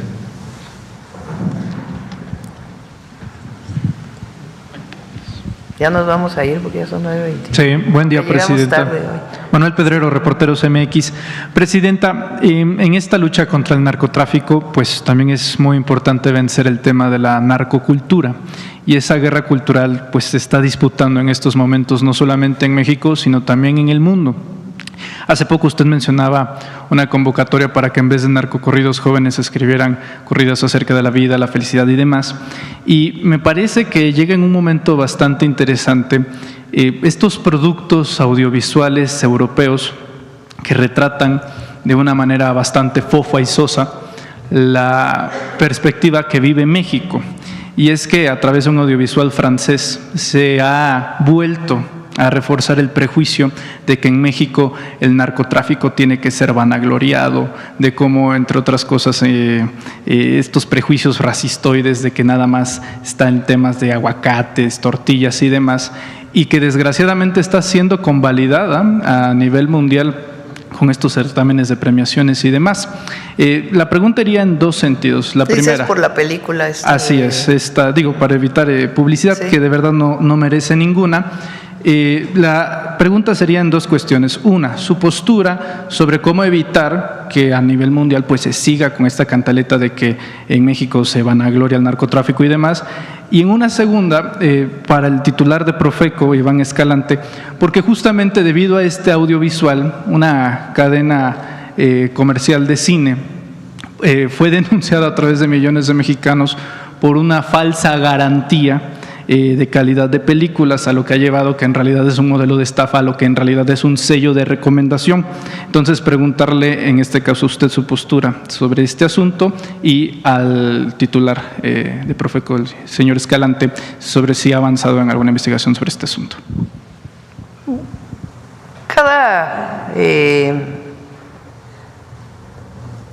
Digamos, cuando hay una premiación de una película pues depende del comité que va a premiar, ¿no? Nosotros no creemos en la censura, creemos en la libertad de expresión, pero al mismo tiempo nos corresponde, y además está ocurriendo, el reconocimiento de México por su historia, su cultura, sus tradiciones. Miren, el turismo, lo dijo Josefina, nuestra secretaria de Turismo, 2024 tuvo, ¿qué? 8% más, ¿no?, de turismo. México, comparado con 2023. El aeropuerto de Tulum sobrepasó todas las expectativas. El AIFA está funcionando muy bien. El Tren Maya, aquí lo presentamos. Entonces, yo creo que se sabe, no llegaría este turismo si hubiera otra imagen de México. Entonces, a nosotros lo que nos corresponde es seguir promoviendo, sin aquellos gastos que se hacían, a México como lo que somos, una potencia cultural. Entonces, lo vamos a seguir haciendo. Y hay mucho orgullo en el pueblo de México hoy. Mucho. Siempre México, las y los mexicanos siempre hemos tenido mucho orgullo de nuestra nacionalidad, de lo que somos. Nuestros hermanos allá del otro lado de la frontera guardan muchos valores y orgullo de ser mexicanos y mexicanas, y en México no se diga, pero ahora, gracias a la Cuarta Transformación y a los 6 años del presidente López Obrador, y nosotros pretendemos seguirlo haciendo, el pueblo de México está empoderado.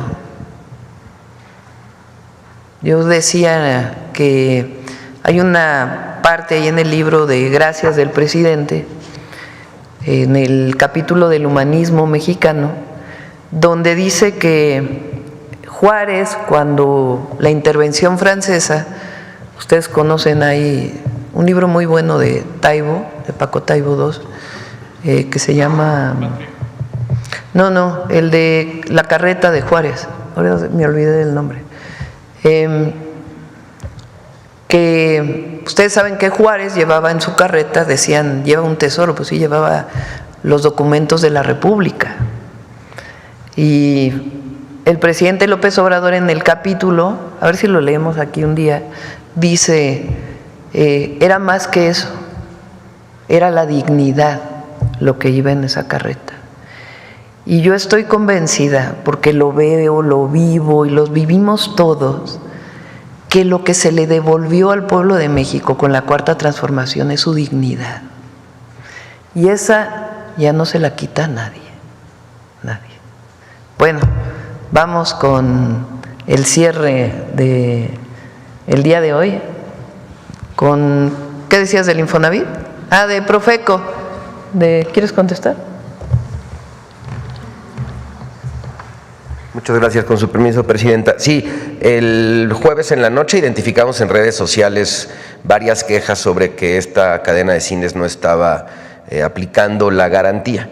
Nos pusimos en contacto de inmediato con la empresa, lo que nos dicen ellos que era una garantía, que lo manejaban como una campaña para recomendar ciertas películas, pero que efectivamente, como tenía mucho tiempo y que no había generado la mayor problema, pues que le dejaron el tema garantía, pero no tenían capacitado a su personal de cómo hacer efectiva esta garantía. Entonces lo que nosotros hicimos es, con base en el 77 y 78 de la Ley Federal de Protección al Consumidor, que establece que el término o palabra garantía tiene que ir acompañado por una póliza donde se establezcan los términos y condiciones de dicha garantía, fue buscar a la empresa para decirle: o le retiras el término garantía y le pones recomendación, o nos das una póliza en donde se garantice o que se diga qué es lo que le vas a dar a las personas consumidoras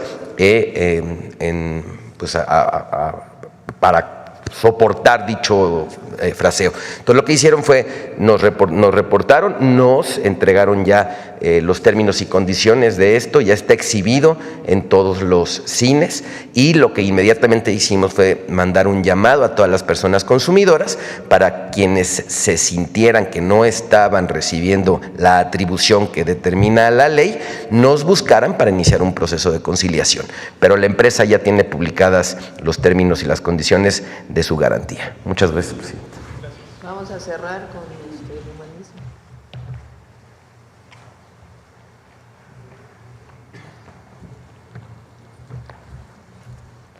Con su permiso, señora presidenta.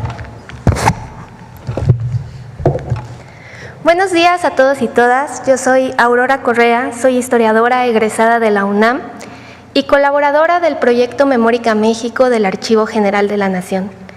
Y hoy es un día muy especial para mí porque me han dado la oportunidad de venir aquí con todos ustedes para platicarles de una serie de temas apasionantes que están vinculados con nuestra historia, con nuestra cultura y que además atañen al humanismo mexicano.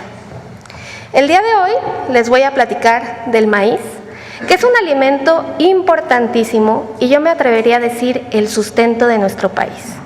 Y con esto no me refiero solamente al aspecto físico, alimentario, de consumo, no, me refiero a la esencia y el ser de las y los mexicanos.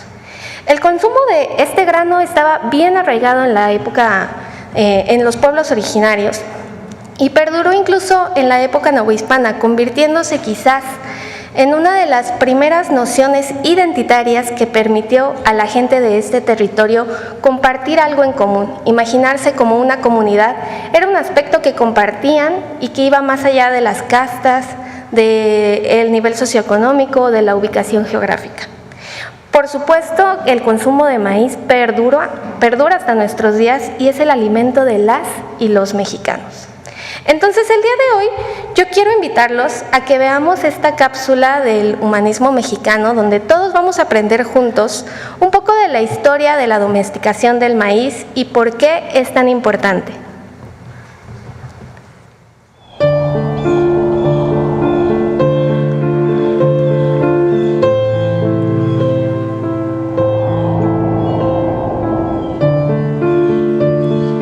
El área cultural mesoamericana, que comprende gran parte de México y Centroamérica, constituye la cuna en que se gesta uno de los pocos centros civilizatorios originales de la cultura universal.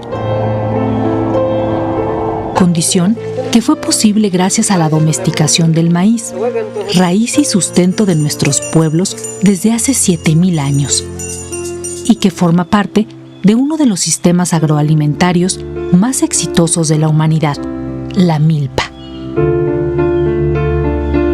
La milpa es un policultivo que se adaptó a toda clase de suelos, climas, niveles de precipitación pluvial, disponibilidad de cuerpos de agua y condiciones orográficas.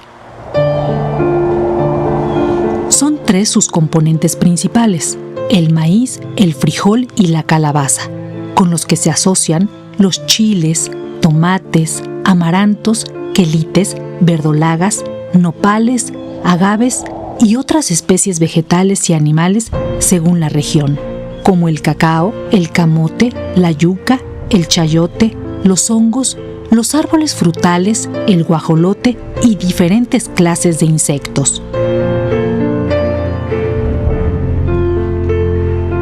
Siendo el dios primigenio de las culturas mesoamericanas, el maíz es resultado de la intervención humana a lo largo de milenios, para transitar del teocintle a nuestros maíces en su gran diversidad, la que debemos preservar como patrimonio genético de México y del mundo.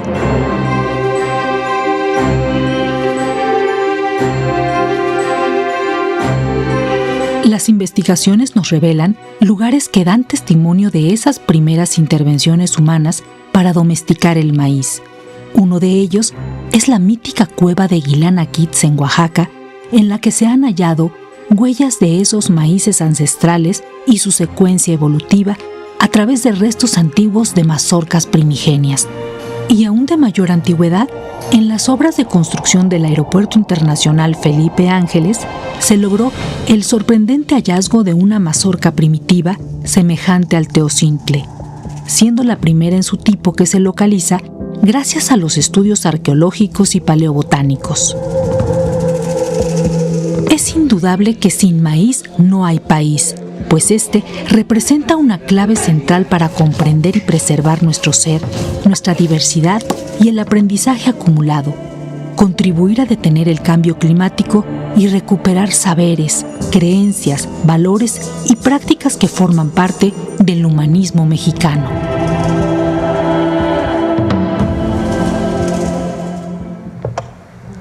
Bueno, pues como pudimos ver en el video, el maíz forma parte de nuestra vida desde tiempos ancestrales. Y es que aquí se domesticó, aquí se inventó la nixtamalización, que es este proceso inventado por los pobladores mesoamericanos que permitió separar la cutícula, que es esa capita que recubre al grano, del grano, y de esta manera poder hacer una masa homogénea y sobre todo nutritiva que alimentaría a las y los mexicanos hasta la fecha. Además, el maíz fue uno de los primeros elementos identitarios y como tal se mantiene. Por eso yo creo que es históricamente acertada la frase que se menciona en el video y con la que me gustaría cerrar mi participación el día de hoy, que es: sin maíz no hay país. Muchas gracias. Gracias a todos. Nos vemos mañana.